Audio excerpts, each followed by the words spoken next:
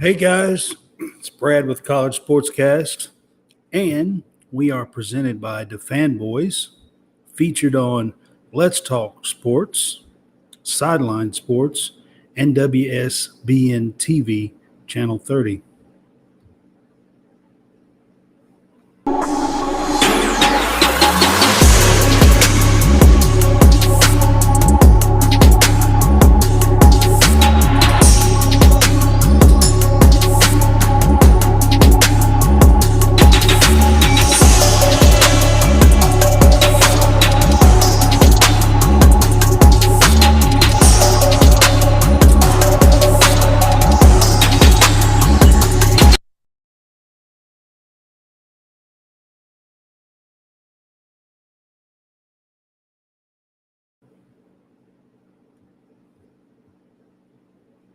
Hey guys, welcome back in College SportsCast.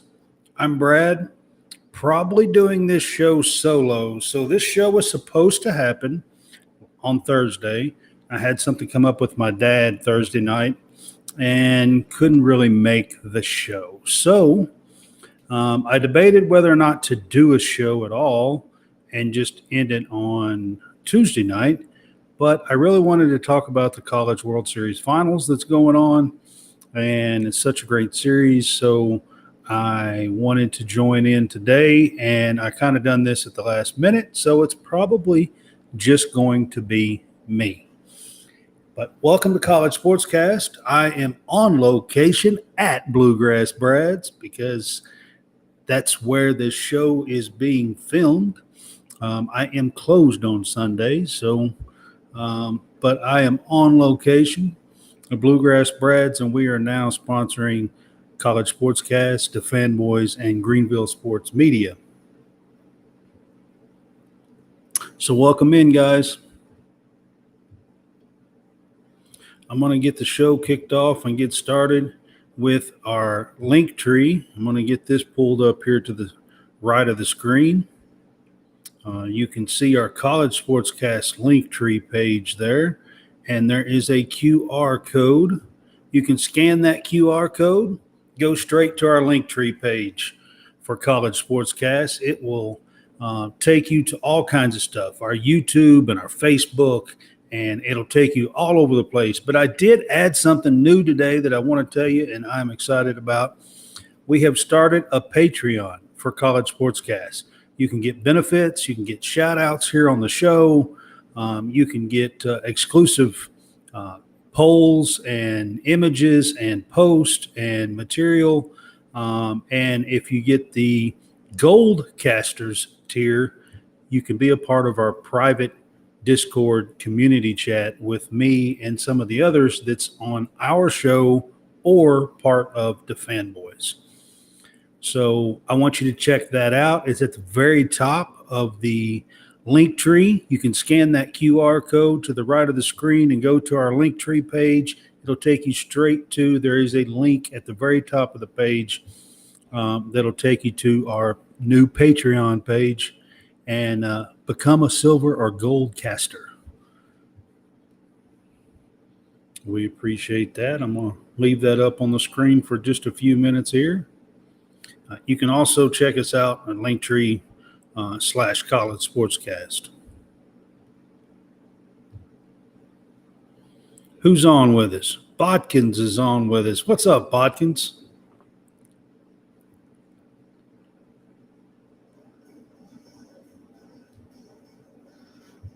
What's Bodkins saying? Nick Bodkins from Let's Talk Sports, the Bodkins Show, is with us.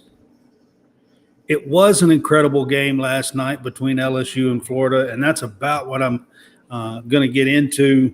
Florida and LSU had a tremendous battle last night, went into extras, and LSU won a second consecutive 11-inning game last night.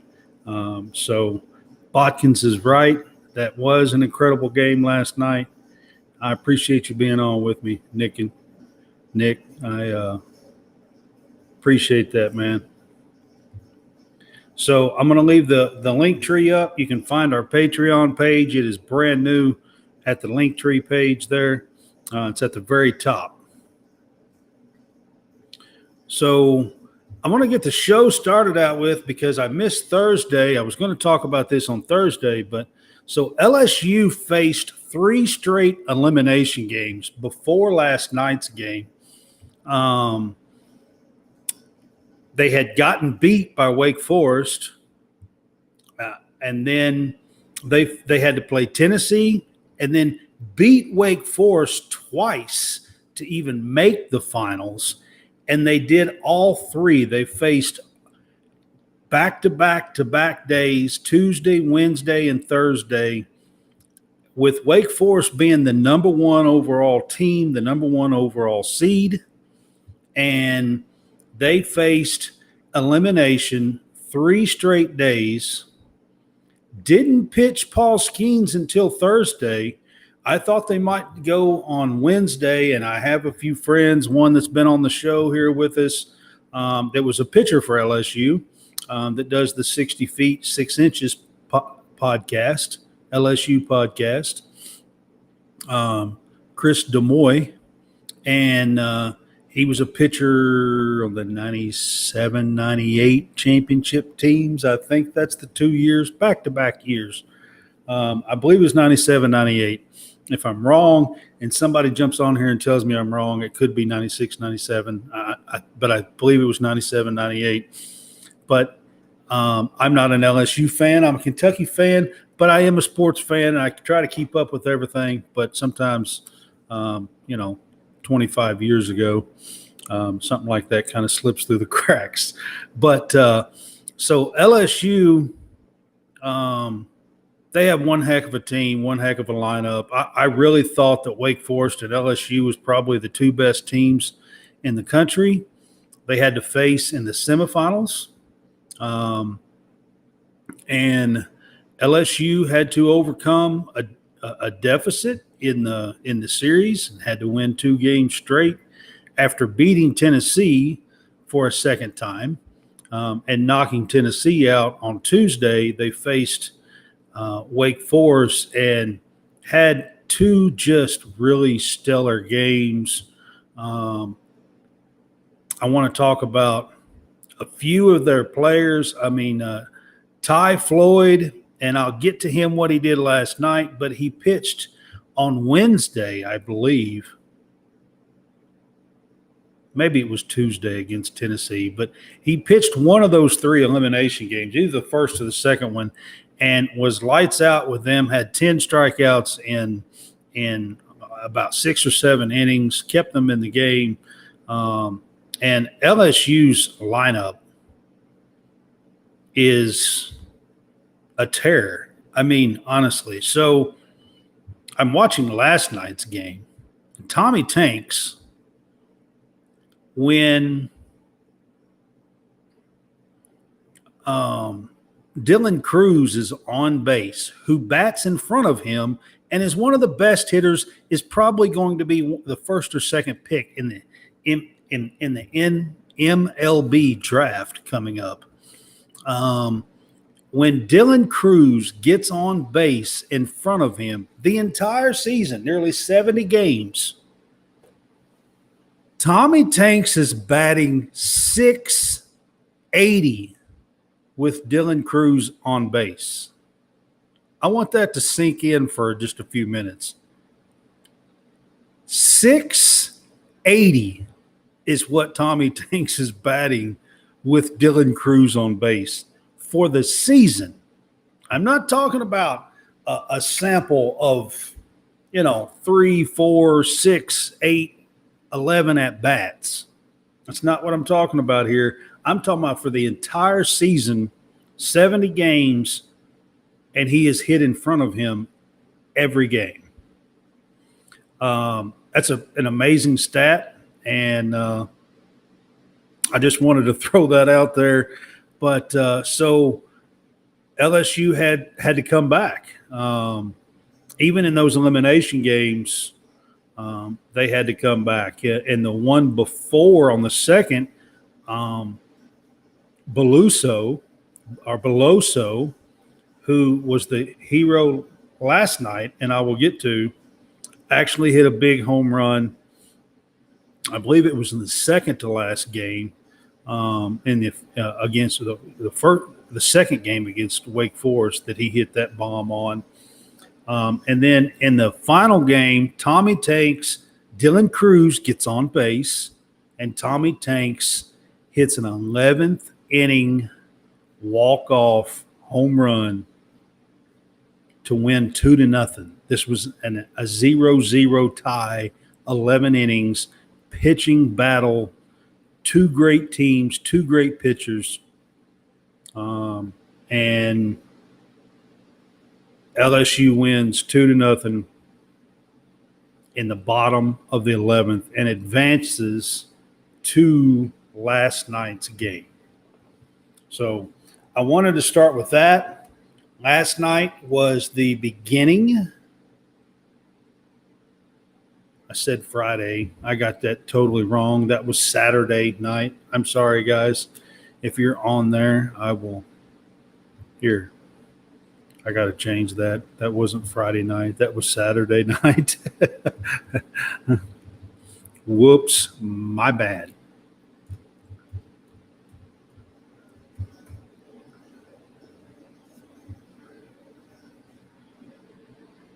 Here we go.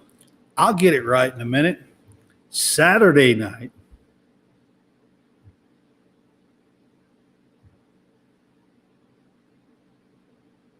Okay, Saturday night's game was stellar. That's what Nick Botkins was talking about a little bit ago when he was on with us. But so last night's game was back and forth. It was a 1-0 game. It was a 1-1, 2-1, 2-2. Florida took a lead late in the game, 6th, 7th inning, with a bomb, 3-2. Solo shot, went up 3-2. And LSU ties it with a Tommy Tanks, I believe, 8th inning home run, who was the College World Series. I mean, it's the first time it had been a walk-off home run in a bunch of years, who's the GOAT right now of the College World Series, and he's going to be talked about for a long time. Tommy Tanks blasts a shot and ties the game. Florida can't score in the bottom of the 9th. It goes into extras. They get through the 10th scoreless, and the 11th comes up. But before I get to that, this was such – and I know the score was 3-3 at this point. This was such a pitching battle, you guys. Ty Floyd was absolutely spectacular last night. If you did not watch this game, he pitched 8 innings and struck out 17. Tied the record for a 9-inning game, and he done it in 8, by the way. 8 innings. Ty Floyd fever hit Omaha, Nebraska last night. If you were not paying attention, the whole crowd, LSU fans were amazing, are amazing at Omaha this week. And the second game is actually on now. So I will get to that. But LSU fans have been amazing. Ty Floyd was absolutely a monster. The Florida pitchers kept up with him as best as they could, and pitch for pitch. I mean, at one time there, it was in the 9th or 10th inning, there was 34 strikeouts between the two pitching teams. Of course, Ty Floyd had half of those at 17. But that's there was 34 strikeouts in that game. And in the top of the 11th, the Cade Beloso, who is a Cajun at heart. His nickname is the Bayou Bambino. Launches one in the top of the 11th, puts LSU up 4-3. And in the bottom of the 11th, Florida cannot get it done. And they get beat 4-3 last night.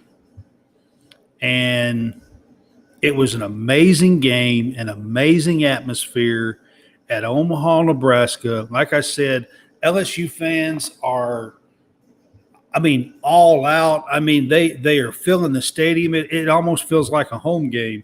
And you're going against Florida. You're not going against just any old team. This is another SEC team.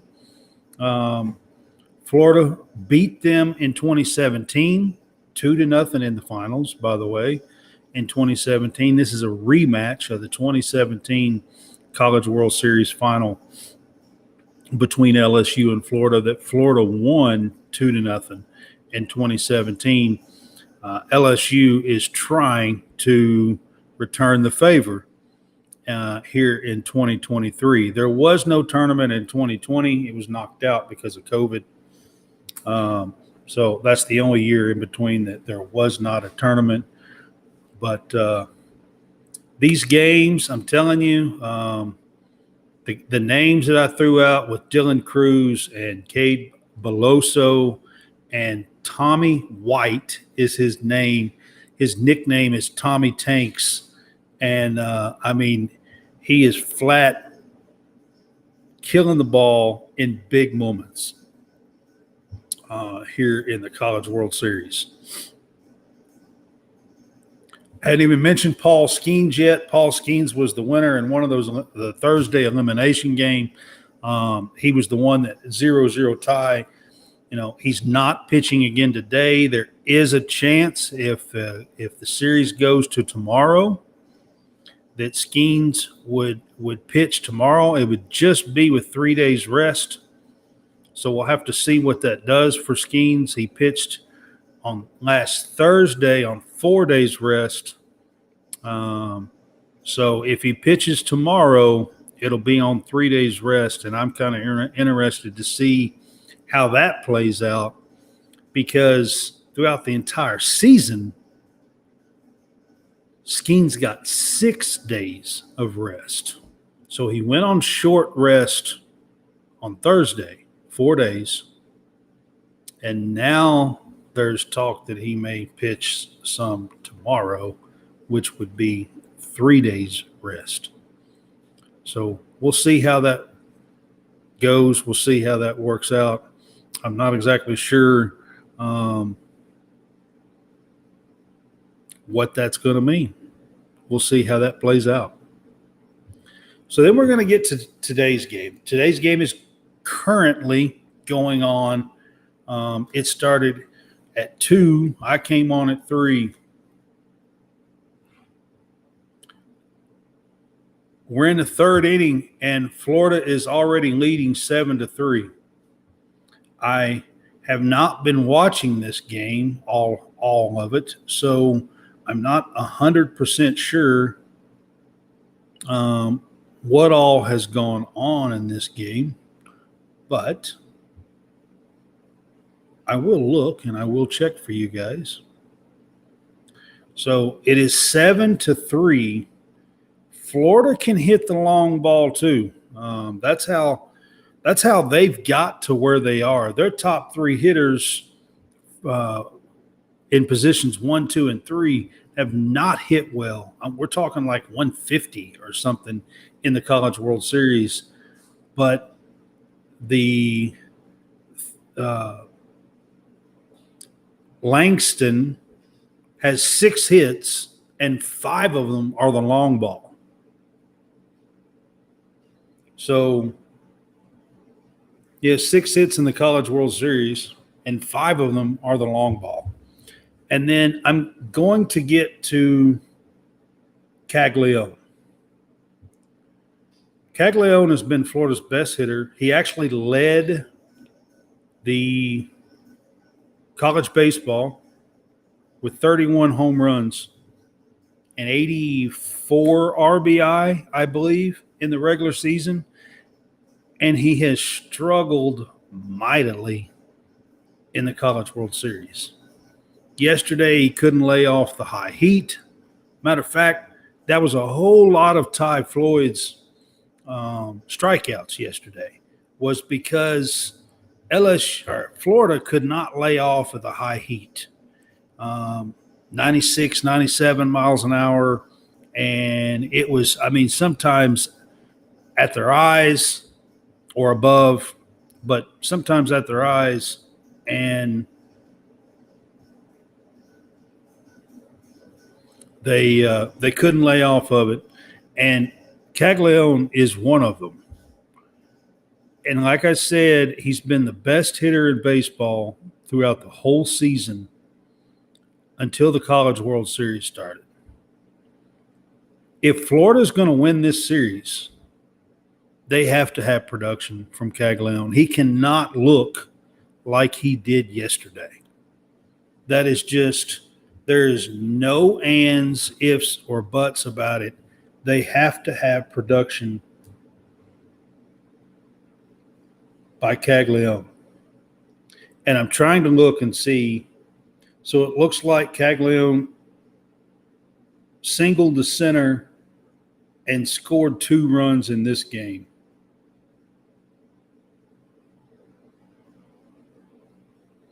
LSU took a 1-0 lead. Ty Evans for Florida tied it with a home run, 1-1. Then Tommy Tanks singled to right and scored Pearson. And then Trey Morgan, LSU first baseman, hit a sacrifice fly to score Dylan Cruz. And LSU went ahead 3-1 in the second. In the third, Caglione scores or hits a single to bring in 1. And Langford went to second, got 1 RBI. Then Riviera singled and brought in Langford, and it was 3-3.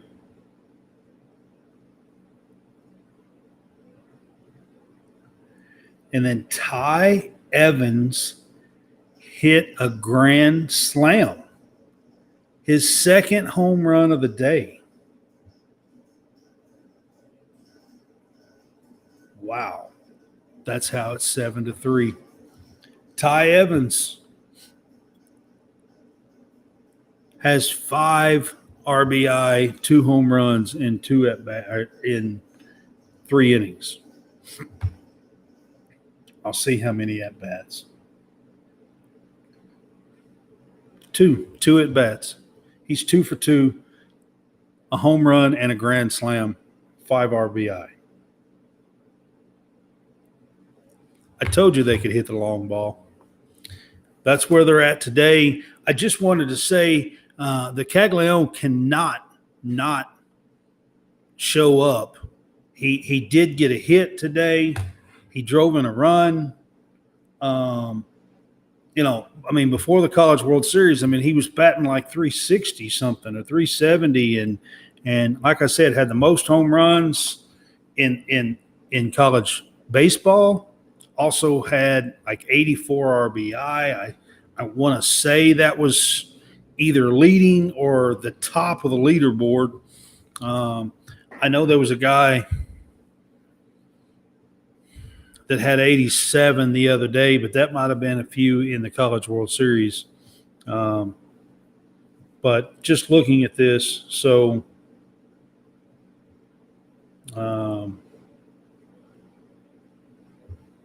they're showing Tommy Tanks big home runs right now.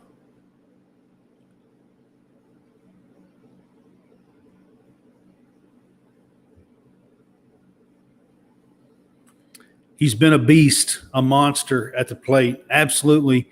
I mean, I can't even imagine hitting 680 when, and I'm not even talking about runners in scoring position. I just mean when Dylan Cruz is on base.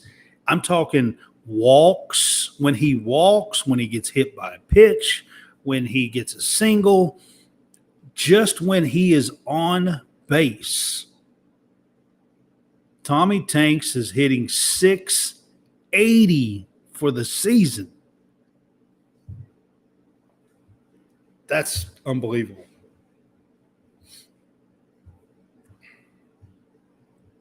Guess who's coming to the plate? You guessed it, Tommy Tanks.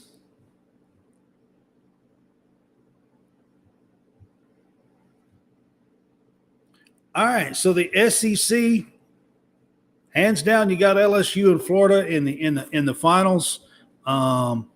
Again, like I said, they went in 2017, so we did miss a year in 2020, and 9 of the last 12 teams who have made the College World Series final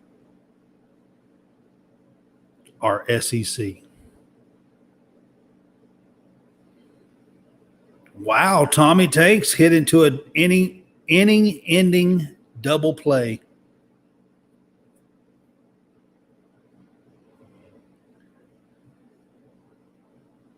Florida's all fired up, and they should be.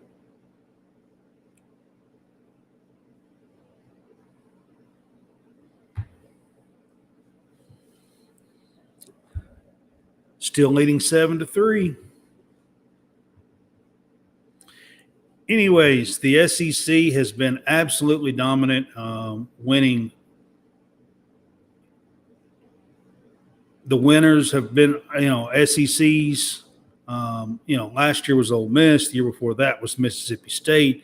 Vandy's got a couple. Florida won in 2017.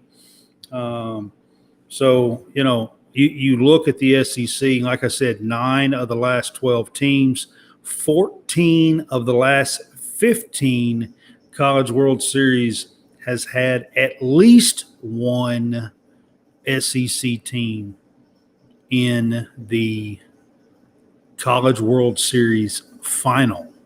I'm not talking about just the College World Series with the 8 teams. I'm talking about the 2 teams in the College World Series final. 9 of those 12 teams have been SEC in the last 12 that's been there. And then 14 out of 15 has had at least one SEC team. And if I'm not mistaken, this is the 3rd time that it's been 2 SEC teams. I know it's happened twice with LSU and Florida.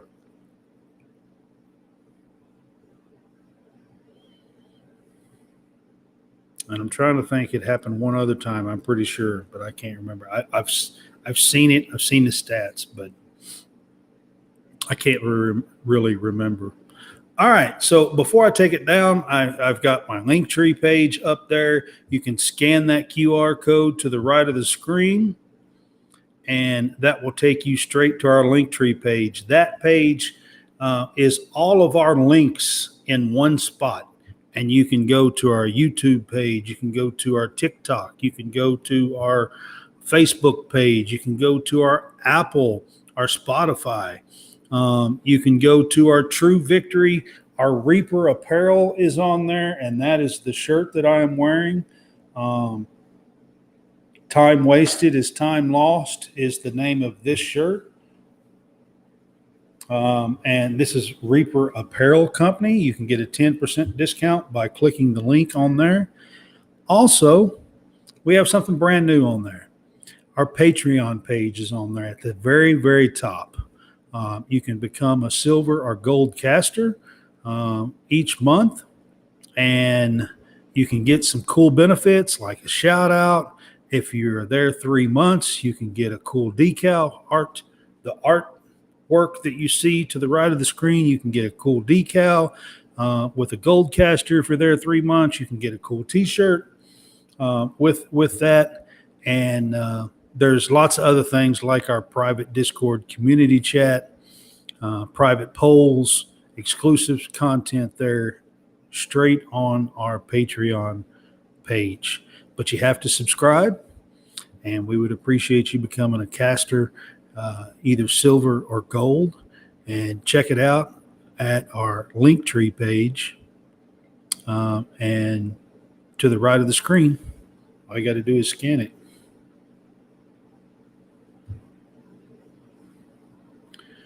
All right. So we have talked about our Linktree page. I'm going to pull that down.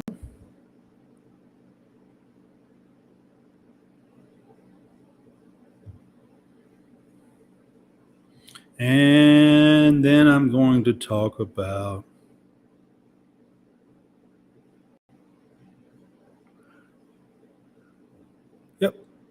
Real Fresh channel. I just wanted to make sure I had the right thing pulled up there. So we're going to talk about the Real Fresh channel. We're going to give Howie a little bit of spin right here and let him do his thing. We are featured on the Real Fresh channels on Sunday nights. There's also a couple of other shows besides his shows. He is part of the Fanboys. He does a pro sports show with the Fanboys, and he does a wrestling show with the Fanboys. And we will let him do a little bit of talking here. Here you go, Howie. Hey, I am Hal Fresh here to tell you about the Real Fresh channel. That's right, youtube.com/the Real Fresh channel. We are a network aiming to bringing you various content each and every day, different types of podcasts, different type of content, anything from college sportcast and fresh takes for some sports. We also got You Want to Do What? We got the Wrestling Corner. We got live stream. Just go over to youtube.com/the Real Fresh channel and hit us up today. Thank you for checking it out. Appreciate your time.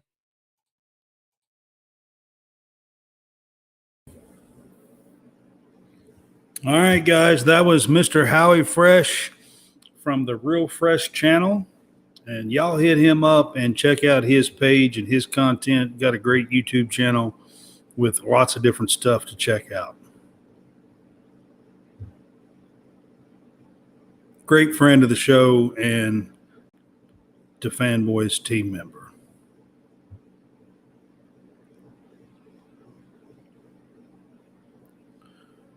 All right, so while this game is going on, I want to get into something else real quick. So in the last 4 or 5 days, not all the news coming out of LSU has been good news.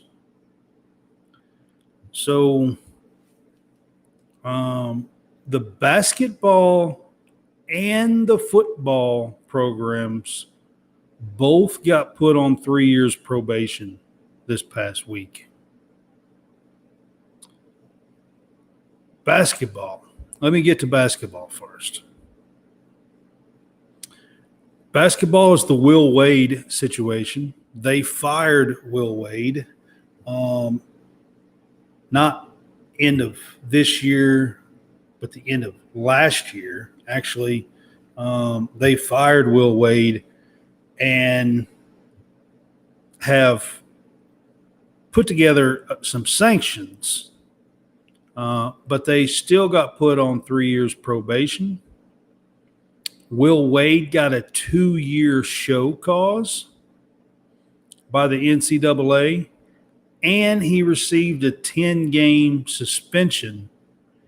And that is important because he was actually hired this offseason by McNeese State in Louisiana.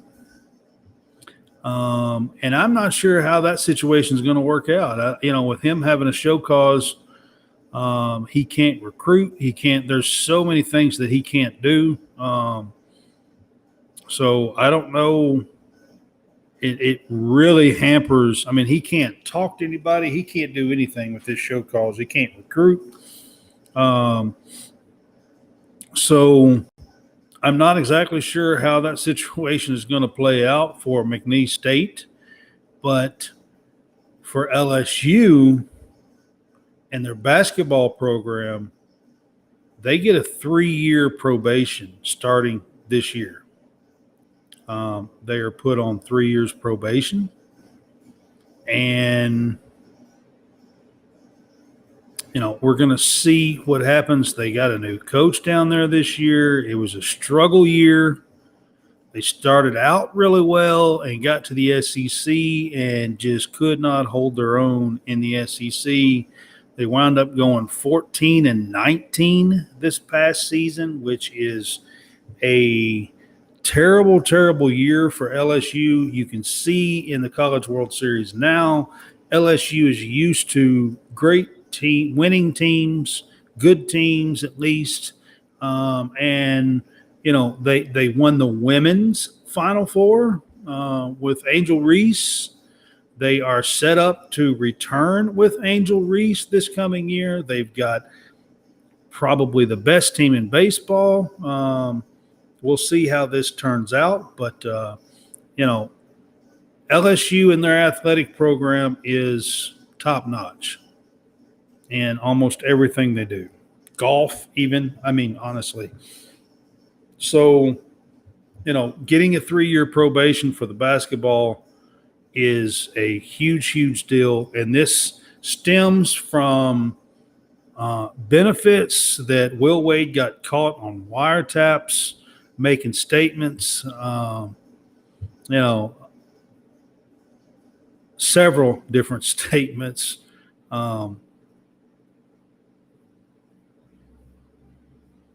Anyway, I'm watching the game. There was a throw out at second. He looks safe to me. But LSU looks like is going to get the out there, but I seriously thought he was safe. They're showing it in slow-mo. Let me see. I don't know. Maybe not. Okay, so, but, he got caught saying that's a strong-ass offer on a wiretap. This was in like 2017 or 18, something like that. 18 maybe. And this was before the NIL. He's offering kids lots of money. Anyways, that's what all of that stems from. The football program also was put on 3 years probation as well. Now you got Brian Kelly down there, who is set up this year with a pretty good team and, has a chance to challenge in the SEC. We'll see what 3 years probation does to them, though. I don't know what else that is going to entail. I know that it's being said that LSU has imposed prior to some of this, that they have imposed some restrictions and stuff, penalties on themselves.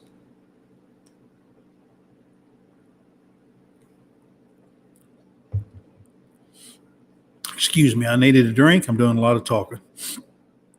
But so what's interesting is that this stems from the Les Miles days. And actually from 2012 to 2015, all LSU wins have been vacated. They had a player play their entire career at LSU that was ineligible because his family was given money, $180,000. This was in 2012.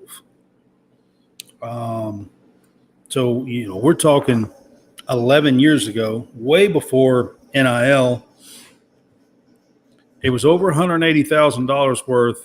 It had to do with housing and jobs and for a family that was given to them, and for a player's family.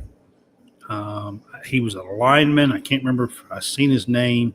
I can't remember if it's offense or defense, but he was a lineman on those teams. Now, what that does is that vacates like 40, 30 some odd, 40 wins from Les Miles' record. Les Miles had a 68% winning percentage. It actually drops him below 600. He's like 596 or something now. That is significant because he is now ineligible for the College Football Hall of Fame, which is kind of sad. I mean, he had a great coaching career. I want to say he won like 146 or 148 or something like that games, and this drops him down to like 109 or something like that. I'm very close with my numbers. I may not be exact, but this drops him down a lot of wins, like 38, 40 wins. And it drops his winning percentage down to like 596 or 597, which is just below the 600 criteria for Les Miles to be able to make the College Football Hall of Fame. I think Les Miles was one of the best coaches that LSU's had in my lifetime. I really enjoyed Les Miles being there. He was a Mad Hatter, and he was, they've had some good coaches. I really liked Ed Orgeron too, but Les Miles was a great one, and taking those wins away from him for this ineligible player. And I mean, he may have been in on it and knew about it, and he may be the one that offered the jobs and the housing. And I don't know all the details. I did read some of the details on what it was. But again, I'm not an LSU fan, so I don't really know all the details. But the situation with Will Wade and the situation with Les Miles and 3 years probation for the LSU men's basketball team and 3 years probation for the LSU men's football team is significant and definitely is not the best of news in between the College World Series here and LSU baseball team trying to finish off and win a title, which would be, a second title. If you count women's basketball as the fourth big, you got football, basketball, baseball. And if you counted women's basketball as the fourth major sport, if LSU can finish this College World Series off with a win, because they won last night, they're going to be crowned champion of college baseball this year, the 2023 champion. And they would win 2 of the 4 because Angel Reese and her LSU Tigers won the women's Final Four and won a title. And now the men's baseball team is trying to do the same. So we'll see exactly what happens here. But like I said, the news coming out of basketball and football for LSU in the timing of it as the College World Series was being played was a little in the midst of it, in shock of it, I guess. So it doesn't seem to be affecting the players for LSU, though. I will say that.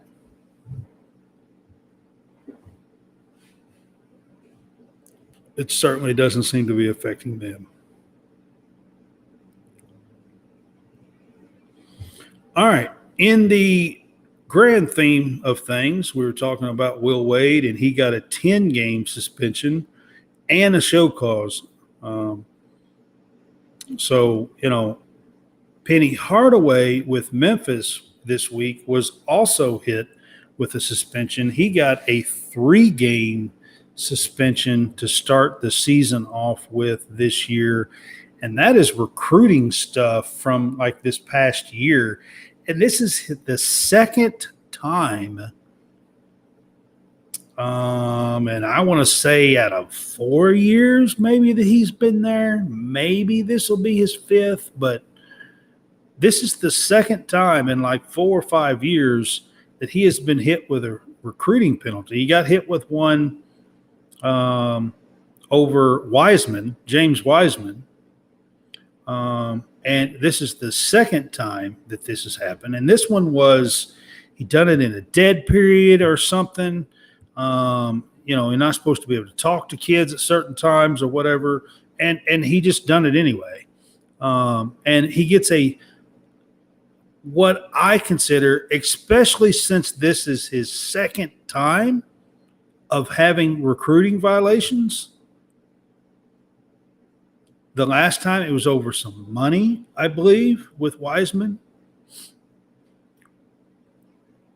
But since this is the second time, I think a 3-game suspension is just a slap on the wrist. And I want to point that out for the NCAA. I mean, that's nothing. That's a slap on the wrist. I mean, you can't let the guy. I loved Penny as a player. I absolutely loved his commercials when I was growing up. Little Penny was one of my favorite commercials. On top of his play, he played with Shaq. I was a Shaq fan from LSU, by the way. I was a Shaq fan, and like, you put them two together, I thought they were going to be monsters. Shaq leaves to go to L.A. He teams up with Kobe, and that's history. That made history. And Penny got hurt. Played several more years, but never was quite the same player. But you can't let Penny come in as a coach in dead periods, making contact, acting like there's no rules in a second time around, and just give him a little slap on the wrist. I don't like it. It's not enough. Second time around, you suspend him 12 games to start the season off with. And that's significant. 12 games would probably be a third of the season. That's pretty significant. I don't think 3 games is near enough. It absolutely had to be 10 minimum. So if you say 10 out of the regular season, 30 or 31, that would be a third of the regular season games. It absolutely had to be 10. I say it should have been 12, which would be a third of the games, including some postseason games. Then he does it a third time. And I'm going to be honest with you. I think he should get suspended for the entire year. I mean, you can't let guys just do whatever the hell they want. And to me, that's the message that's being sent here, is that, yes, we've got a few rules, and yes, we'll do a little, backhand tap, and but that's about all that you're going to get out of it. So just go ahead and do it anyway. And I don't like that it is just a 3-game suspension. So, anyways, that's where I'll go with that. Some other college basketball news: Dan Hurley, the championship winning coach from UConn, got a 6-year extension. I think it runs through 2029. He got a 6-year extension. West Virginia has hired their top assistant as an intern coach. And they are doing that in hopes of keeping their roster together. They had brought in several good transfers and stuff, and was in hopes of having a pretty good team in the Big 12 this time. After Huggins was fired, there has been 3 of them put their name in the transfer portal. Mitchell, who has been at UK this weekend doing a visit, I am hearing this morning that since they have hired Huggins' top assistant in the interim, that Mitchell is at least considering going back to West Virginia. And that was the reasoning behind that to begin with. So we'll keep an eye on that. Antonio Reeves, since I have been on, has announced, I had said last Tuesday that I think that's where it was leaning. He has announced that he is returning to Kentucky, which was big news for Kentucky fans, including myself. But big news for Kentucky fans to get a veteran shooter back, player, at least one. It was big news. So getting Reeves back. Trey Mitchell, who was there visiting this weekend, would be a grad transfer as well. So he would be one if they get him. But like I said, I heard this morning that he is at least considering going back to West Virginia because they hired Huggins interim, our top assistant as an interim, which will keep that staff together for this season for the guys that they brought in without Huggins, of course. So, that's a pretty big deal, and we'll see what happens with that. But that's some college basketball news that has been going on. I'm going to get my True Victory up on the screen for you guys. I'm going to put True Victory up there. It's to the right of the screen. You will see a QR code there. You can scan that code and go straight to our True Victory page. That is a veteran-owned sportswear. They're also first responders and veteran-owned. You can go and check that out. Check them out. They have great gear there, sportswear gear. They have an awesome message. We are now a brand ambassador for them. You can use our code DeFanboys for a 15% discount, and we would appreciate you checking them out. Get you some cool gear. You can get you a digital gift card. You can get some totes. They have hats. They even have a cool hat for the girls that has a little ponytail hole back there, and you can pull your ponytail through, and all kinds of stuff. They got camo. It is veteran owned, so they've got your camo hats, things like that. It's really cool stuff. Check them out, and use our code DeFanboys. Also, Paul Skeens, who is a part of this LSU team that's trying to win a title right now and may pitch tomorrow if he gets to tomorrow, and it's in the 5th and looks like it could. Florida's up 8-3. So Paul Skeens has his own collection there. He is a supporter of veterans and stuff, and Paul Skeens has his own collection with True Victory. That's what I was getting at. You can check all that stuff out by scanning that QR code to the right of the screen and shop. Just remember to use our code DeFanboys for a 15% discount. All right, I'm going to leave that up on the screen.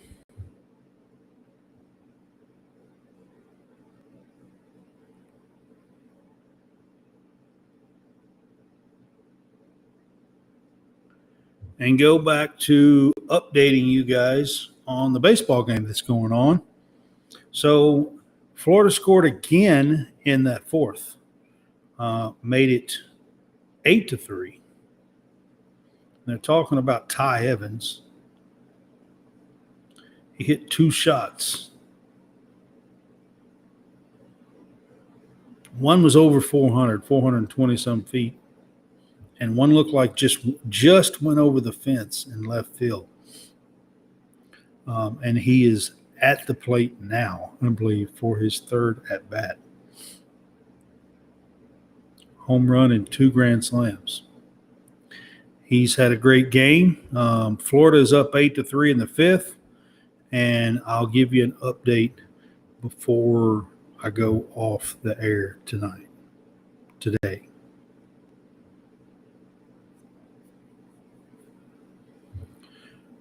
All right, then I'm going to get to some somber news. Texas A&M defensive line coach Terry Price died this weekend. He was only 55 years old. He has been in the SEC a very, very long time, been a part of Texas A&M football for many, many years. I believe I read that he even played there. Don't quote me on that. I'm not 100% sure. I did scan over a story. But he has definitely been a coach there for many, many years. He also coached at Ole Miss and Auburn in the SEC. He's been in the SEC for 28 years, from what I have been told, what I read. And he is the defensive line. He was a defensive line coach there since 2012, I believe, this time. And I believe that was his second stint at Texas A&M as a coach. And he is given credit for recruiting and developing Myles Garrett, who is well known in the NFL, top pick in the NFL, and some big names there, some Auburn guys as well, Ole Miss guys. So he's been in the SEC an awful long time. He's a top recruiter and very well thought of as far as developing players. And just wanted to get to that defensive line coach Terry Price from Texas A&M has passed away this weekend. I have not seen any details as to exactly what and why and what happened and all of that. I have not seen all those details yet, but just that he had passed away at 55 years old. That's not too old, if you ask me. I'm not too far from there myself, so it's still pretty young, if you ask me. But anyways, so like I said, I just wanted to get to that news that he had passed away this weekend.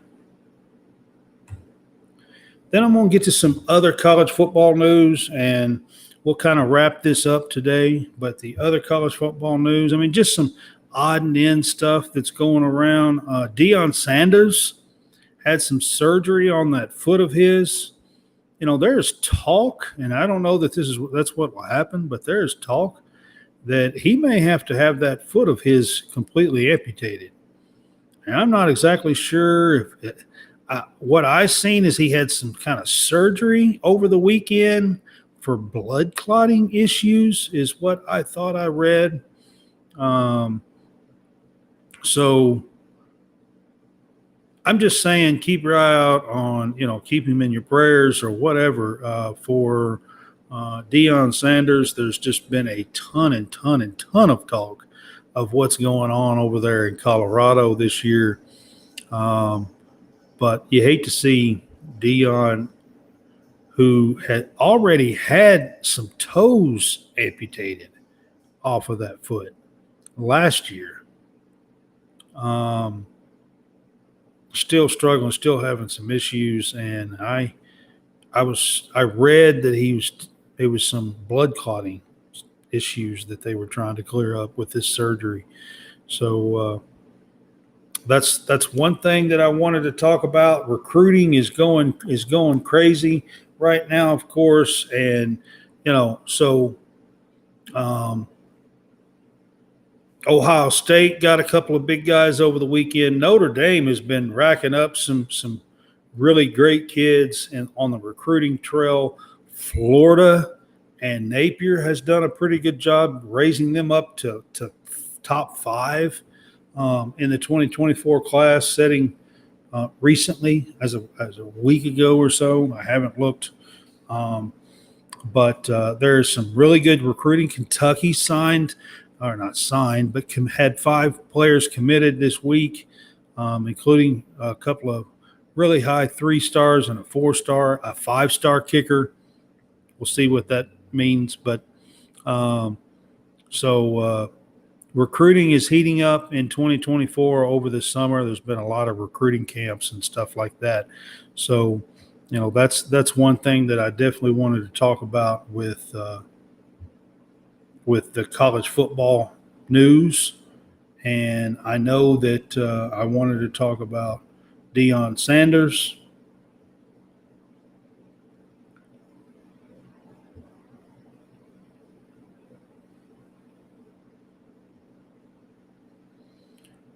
Texas got a top running back for 2024 over the weekend. Gibson was his name, committed to them. So there's a lot of recruiting news and stuff that's going on right now. But the big stories was the Les Miles story and the Deion Sanders story.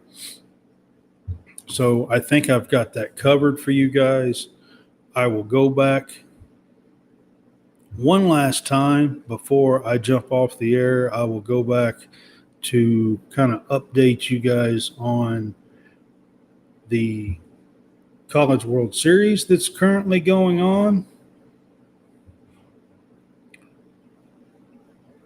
Looks like LSU is still 8-3. It's the bottom of the 5th. They have 2 outs and 1 on. And that's where we are at. If Florida holds on, they will be a game tomorrow. Best 2 out of 3. If LSU was to come back and win this game, they will be crowned the national champs for 2023 college baseball.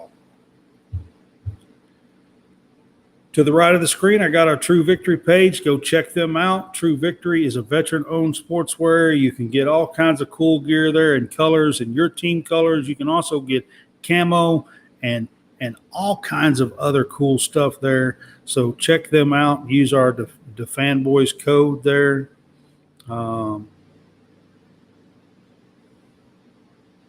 We would appreciate that. I'm also going to remind you to check out our Patreon /College SportsCast and check us out. Check out the benefits that you can get there with shout outs and exclusive content and a decal or a t-shirt, our private community chat, and where you can chat with members of College Sportscast or members of the Fanboys. And we're getting all of that worked out. It was just launched this morning, just a few hours ago, so it is brand new. Go there and be our first. We'd appreciate that. Sign up to be our first Patreon. You can be a silver or a gold caster, and that's what we're calling them. And we'll give you a shout out here right on the show. So go check them out. Upcoming, want to get to some things upcoming. So this fall, I'll start with that. This fall, we'll be back on our regular shows Tuesday and Thursday nights at 8 p.m., Sunday at 3, which is what time I come on today. That will begin August 27th.